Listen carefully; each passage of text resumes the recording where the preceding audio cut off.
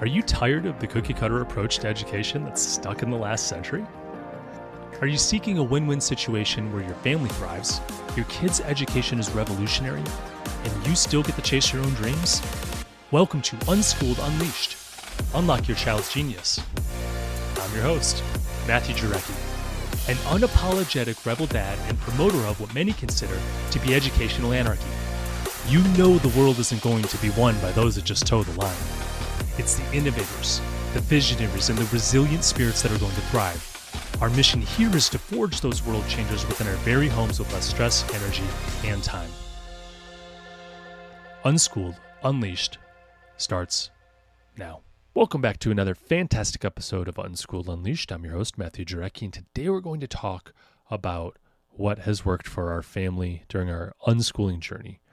Just not an all-inclusive list, just some things that we've done in our family that has allowed us, allows our children to grow in their understanding of the world. You know, fulfilling their curiosity. What have we done as parents to allow them to grow? You know, because we create the structure, and I think that's really important. So what have we done? And what are some of the strategies we've done? Maybe some of the anything. So again, not an all-inclusive list, but it is something to think about. So if that sounds like something that is interesting to you, stay tuned and let's dive in. Today we're going to talk about how true progress in unschooling often happens. And that's with everyday experiences that include experimentation. And I think both successes and setbacks are the opportunities for us to continue to grow ourselves. I think we can ignite deeper learning for our children. I think we can strengthen our family bonds through this process and even feed more curiosity. But you got to be willing to experiment and get something wrong and then find what works and grow on that. I mean, even when you find something that works, doesn't mean it's going to work tomorrow. So we're constantly experimenting with things in our journey, especially as our kids get older. So the first thing I want to talk about what's worked in our family and that we've kind of grown on was using short daily bursts of learning. Our kids dive into math for weeks at a time, and then we take a break. But they seem to retain the knowledge with only a very quick, brief refresher. We don't have them do a million worksheets. Doing repetitive worksheets where, you know, maybe you want to do single-digit addition or double-digit, just having an entire worksheet of that has not worked for us. We have not done too much of that because I've actively avoided it to a point. And the reason I do that is because I want to get them interested in math and have it be a fun activity and them to associate positive feelings. So it always cut them off on doing more math when I saw when I didn't see peak curiosity. If I saw that they were starting to get less interested, I would try and stop them off before I saw that. So that way, when we wanted to do it tomorrow, and when I would say, "Hey, do you want to do math again?" they would be instantly enthralled with the idea. They would want to do it. They would, yes, I want to do it. And that would keep them going for days at a time, weeks at a time, even months at a time at some periods. And all we're doing is like sticking to maybe, it depends on the day, it depends on what's going on, but short burst. It might be 10 minutes. It might be 20, 30, 50, up to an hour.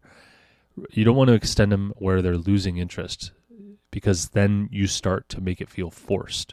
It should be curiosity, learning something new, having fun, playing with the numbers, standing up to a challenge, something that you might not be able to get, and progressively growing the challenge. You know, as they learn, you build on that instead of the repetition. We were able to take our kids, 2 out of the 3 kids that we've done this with for the most part.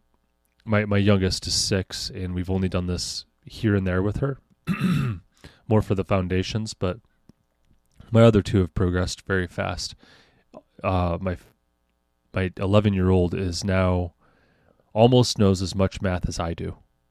Now, I've forgotten quite a bit as well, but like I'm starting to get to the point where I'm having a hard time showing him new things in math because we're at the limits of what I even understand without a refresher.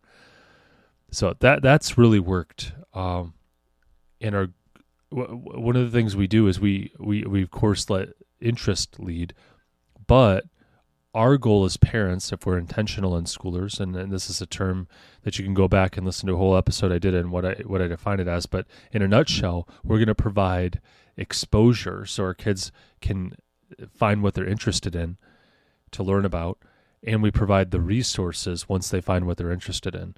And we want to make sure we're taking responsibility and pointing out the things that might be helpful to learn. For example, math might be something we point out. If you don't know math, you're not going to be able to live on your own. Math is very important. It's part of everything we do it's everywhere, almost everywhere in everything that we do. So very important, and me pointing that out helps them. And then when we go back and start learning math, there's some motivation behind it as well. So, we never really stop learning this type of stuff, but we go through the phases of short bursts of actually being intentional and sitting down doing written form. Moving on, continuous learning throughout the school year. This has actually worked really well for us. Since we unschool, we believe that the world is the classroom and that learning just doesn't stop, right? Our brains don't shut off. So we take learning throughout the school year. We do it during the summer. We do it anytime, right?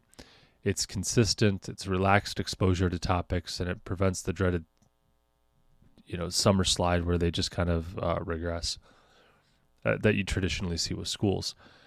We're always trying to find something they're interested in, and we make life entertaining and fun. So why wouldn't you want to do that all year? I mean, kids are naturally curious and want to learn. So that's worked very well. What does not work is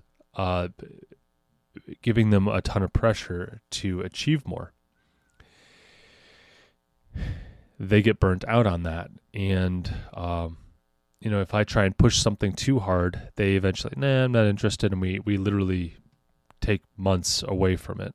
Although our learning doesn't stop, we go into different things. We only focus on what they're interested in.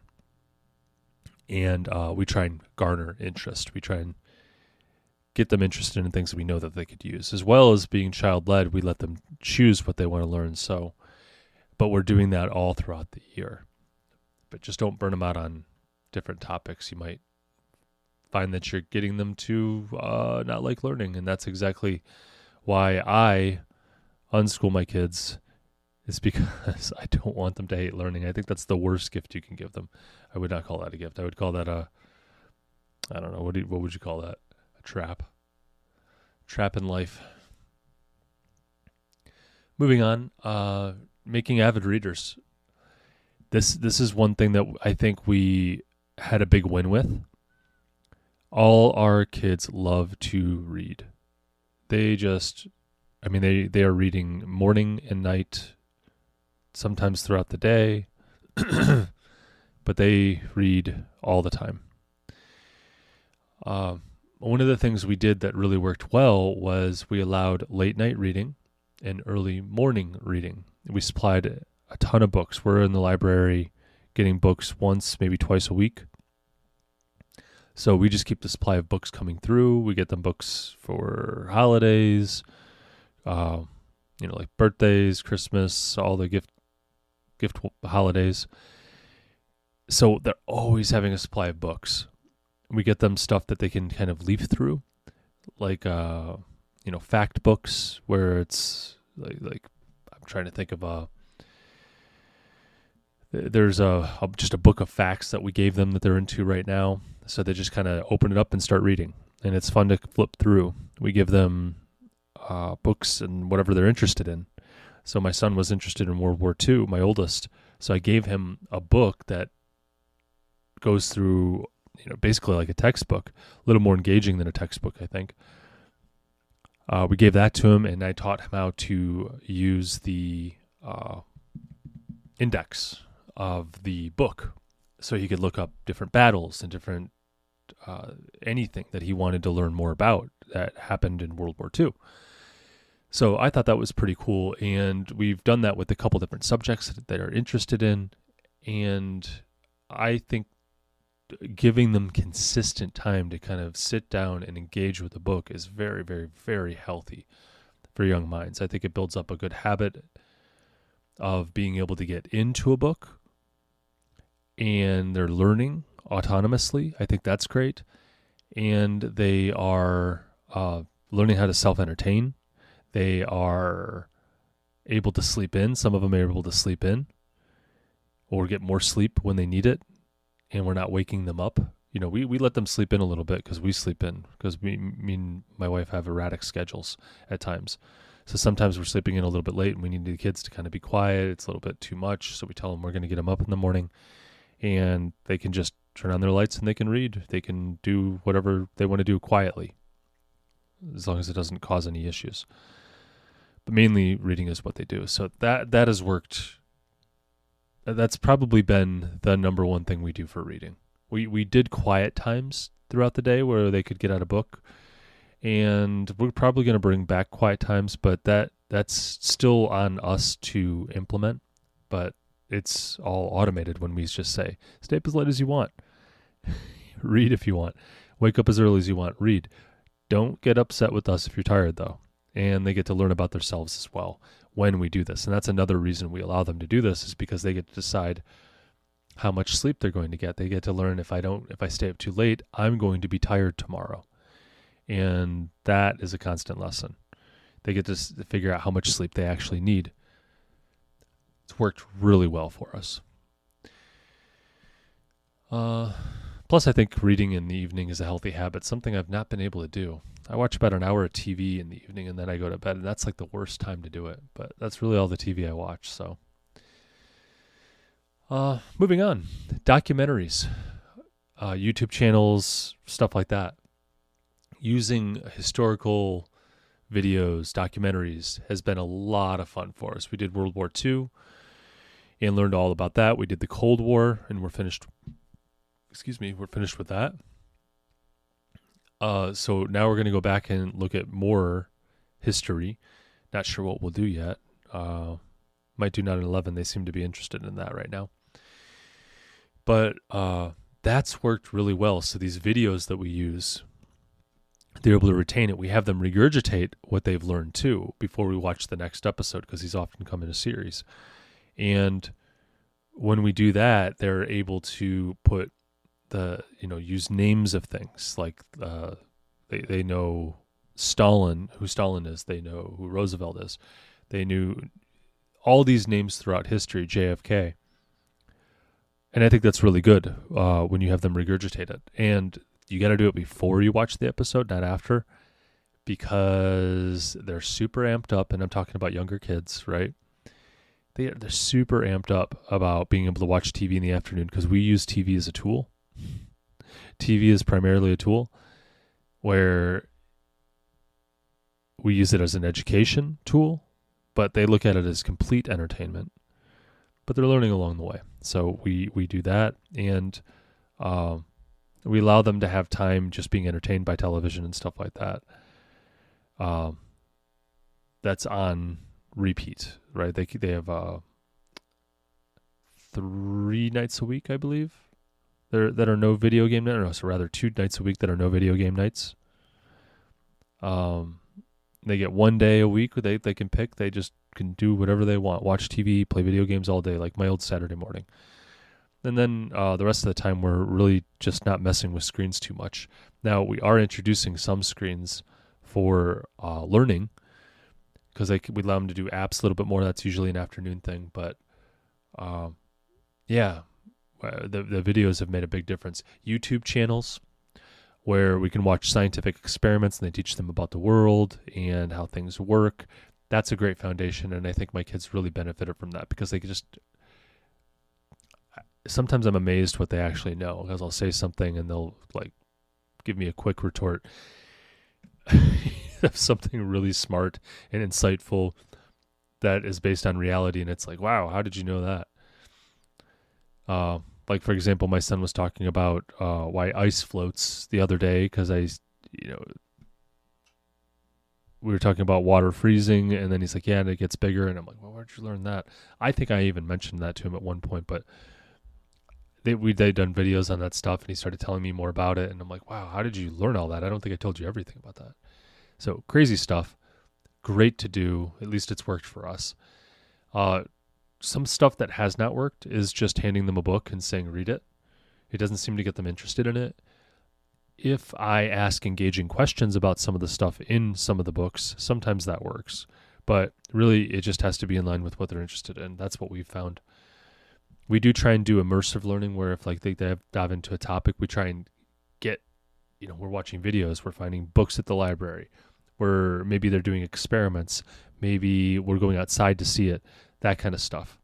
And I think that's a lot of fun too. I do think that doing it in these engaging ways helps kid boost their retention. Like they're able to retain more of that knowledge. I think it helps them understand the concepts a little bit better because it is just so engaging to kids. I don't know. Screens really speak to kids sometimes. It's kind of odd. I know the majority of my learning is now on a screen, so I guess that's where they're headed. Yeah. I don't know. Maybe it's VR. Either way, still screen. Moving on, learning apps. This was another win, but we've had a lot of fails along the way. So there are some apps that have worked really well, and we're still kind of early in this whole thing where we're getting online with some stuff, but some of the mainstays we've had for a long time are the Bible app for kids, Khan Academy Kids, Duolingo Kids. These are all apps that we allow them in the afternoons sometimes when there's kind of a lull.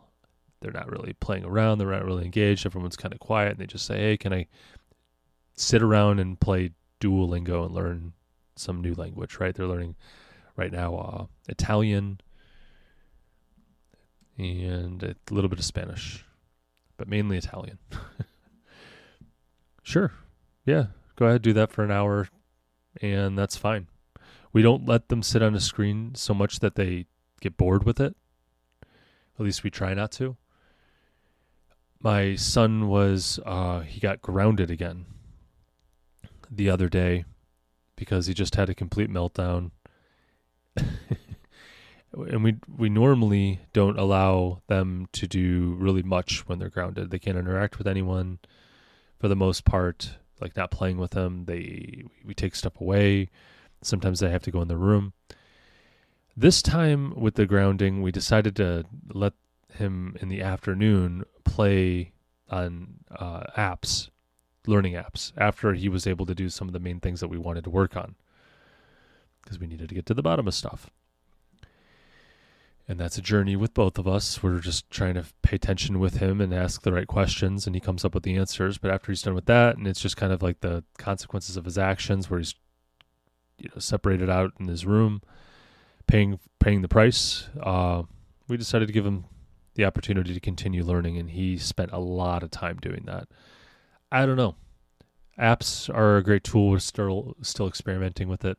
One of the big ones where my oldest is into right now is Synthesis Tutor, which uses AI, an AI tutor to help them with math. And it's really focused on more of the concepts, which I think is very, very, very, very important. In my opinion, less on getting the actual number right. It's more of understanding the processes. As I look into the future, I think that's where we're going, just my personal opinion. So we put a big focus on that.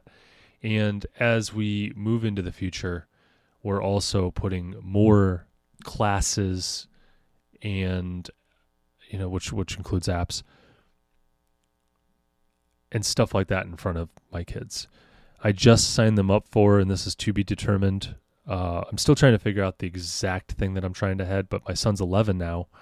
We're going to get a little bit more involved with education and spend a little bit more time than we have in the past. Possibly classes online, and there's self-study stuff, like that's a little bit more engaging, like videos and stuff, and I'm still trying to find the right stuff for it. So I'll probably make an episode on that one day. about what we ended up finally doing, as well as some of these online tutors. And then we also have, starting on Monday, when this episode's released, we're going to be doing what's called Synthesis Teams, which teaches logic, problem solving, and communication, if I'm not mistaken. So kids interact all together and, from all across the world, and have to use, master teamwork, communication, and problem solving in order to accomplish the goals. And they have stuff throughout the week. They have challenges and that kind of stuff. So stay tuned with how that goes. But we are starting that. It's expensive, but I think it's going to be worth it. I'll spend money on my kids' education if it's good. I don't want to spend it if it's mediocre, though. So apps and stuff like that have worked for us, and I figure why not leverage the 21st century? They can learn on their own. Why not? I just don't want to have them spend too much time on the screen. We might even do some clubs, like online clubs, that they can do, and maybe even some actual classes at some point. As far as like for college credit and stuff, maybe when they're 14, I think that's when they qualify for free college in the state of Ohio, where I'm located. Moving on, money lessons. So we some of the ways we've been able to teach money lessons, and that has to do with math too, is splitting money into a save, spend, and give jar. And I pay close attention to the percentages, because this is where the math comes in, and understanding money and understanding, budgeting, and having them come up with goals that they want to spend, and actually having them go out and spend their money, makes it much more tangible and relatable for them to learn. But we have them separate their money. Any dollar they get, 50% goes into save, 50% into spend, but the first 10% of that goes to give. Now, we call that a tithe, where we're giving our first 10%. But you can think of it as a gift jar too. They can add extra in there, and they do. This has taught my kids that saving is important, and they get to see their money grow. And the reason I chose 50% was a little less arbitrary than it might sound. 50% was so they could see their spend jar and save jar side by side. And if half the money goes into spend and half the money goes into save, they can see how much money they've spent on something. It was a lot of candy in the beginning. They were buying a lot of candy, and it's like, you spent all that money on candy. How much money do you have in your save? Wow, you could have bought that video game that you really wanted if you would have saved. And it's like, oh man, right? So I think it teaches some really good lessons, as well as understanding percentages. You have to do a lot of mental math with this, and you have to have that understanding of how percentages work to be able to do that. So it's normalized that mental math for them, and I think that's been really good. Another thing we do as far as money lessons that's really worked is Monopoly. Monopoly gives them that mental math too, because they're, if you know the math, you're able to do a little bit better, right? And it's money lessons, so it's investing and a little bit of risk and all this stuff. I think it seems to work really well. So we're avid Monopoly players. They also have to have communication, teamwork at times. Stuff like that. It works really well. They're actually playing Monopoly right now, and after I'm done with this episode, I'm going to go down and whoop them in Monopoly. They've never beat me. But they're getting very, very good, so they're catching on to my strategies. But we often have the person weakest in math be the banker, so they have to actually do a lot of math, and it's just over and over and over again, but it's in a fun environment. Now, sometimes they give me a little bit of resistance, right? You can imagine, but it's like, well, we're just not going to play. Part of life is learning, and You need to learn how to be the banker, and we're going to have fun doing this. So they eventually, usually, almost always go, oh, yeah, I get it. Okay, fine. And, yeah, it's a lot of fun. And they catch on really quick when they do this repetitive math over and over and over again. So basic addition and subtraction, even a little bit of multiplication, Monopoly has worked well in our family. Another thing, and this will be the last thing I talk about, and there's been a lot of things that have worked well, a lot of things that didn't work. This isn't supposed to be an all-inclusive episode, but it is just throwing out some things that I think off the top of my head has worked well, and some things that didn't work well for our family. This last one I want to talk about for today anyway is free play in the mornings. Free play in the mornings has it's kind of our foundation. It's unstructured playtime that seems to breed outside the box thinking, creativity, a lot of just play, communication. It's these. I see these kids go over and create their own games. I see them working really well together. It seems like when in the morning, when everything's just getting started, these kids are just, most of the time, if they got a good night's sleep anyway, and there's nothing going on, like no one's sick, they have a really good time in the morning, and everything works really well. We do use that morning time for creative play, doing whatever. They might get out their Legos and build something, and then they're showing off their ships or robots, whatever they created, to each other and us, and trying to figure out how to make it even better. It's all really cool stuff, and I think that's worked really well. I think it really does increase their creativity, which in the future will lead to innovation. And really what they're doing is innovating with their Legos and stuff like that, which I think is really cool. But they also sometimes, we've had them even do coding and stuff like that, where they're able to get on a screen. But I really try and avoid screens in the morning. I think creative play is best done off a screen at a young age. At least that's my current thought on it. And that's what we've done, and it's worked really well. And plus, you don't want to sit on it. If you give every part of the day to a screen, you just don't. There's no sacred time that there are no screens. So usually in the morning we'll do no screens, no nothing. I might drink my coffee and sit on a screen, but as they're occupied, it works really well. And then in the afternoon, we try to, well, we haven't been too successful lately, but we want to try and do some quiet time where we're going to do learning and stuff like that, and then maybe we jump on screens in the afternoon. But free play in the morning, just running around, has worked really well. Some actionable tips and stuff you guys can do as listeners for your kids. Allow rest periods between focused academic sprints. And when I say that, I mean, like, if they're into something, dive in head first, go deep. Remember to cut. Don't force them past the point in which they're not peaked out with curiosity. You want to keep it going. You gotta keep them in that state. You can't overdo it. Trust that knowledge is just going to sink in. You don't need to be too repetitive. Repetitive bores them, and then they start to tune out. At least that's what happened with me. Use downtime for relaxed exploration. Sometimes you might want to throw in a documentary or something like how things work, and they can just learn something.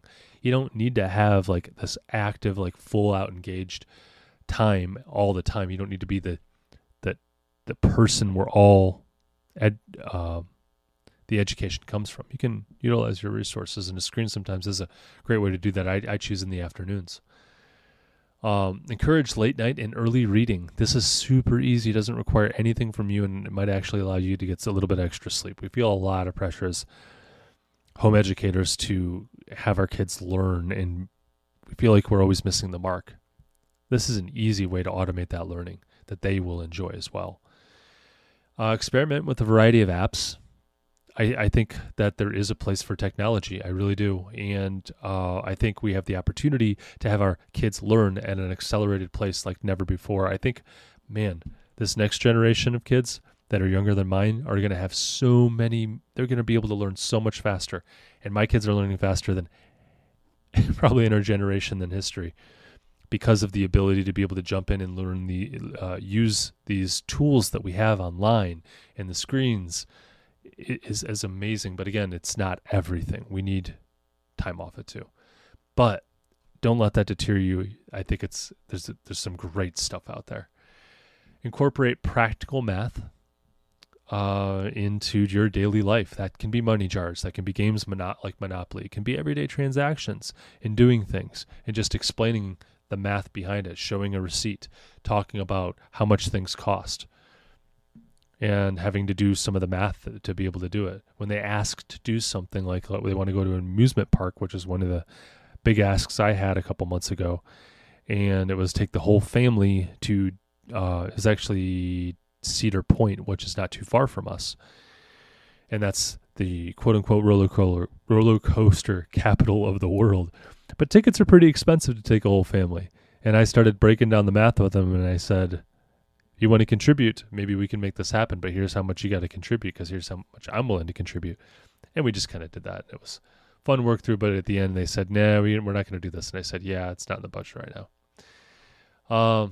And lastly, I'll say provide unstructured playtime, just for time where they don't have to be pressured to do anything. They can just kind of let go, let their organic creativity flood their brains and do whatever they want to do. You have to have periods of focus, periods of relaxation. That's just how the human's built. So avoid overscheduling.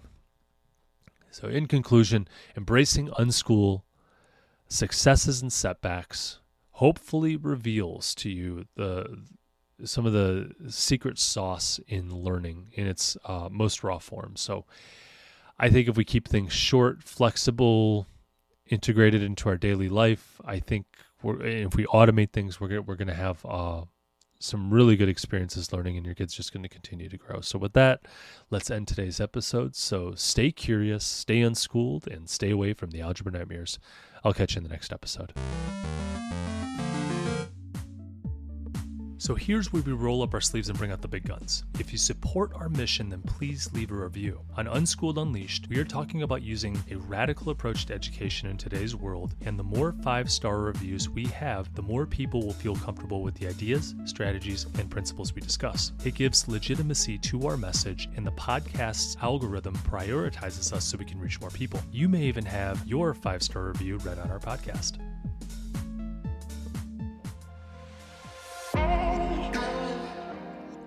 Before I let you go, I have to pause and say this from the bottom of my heart.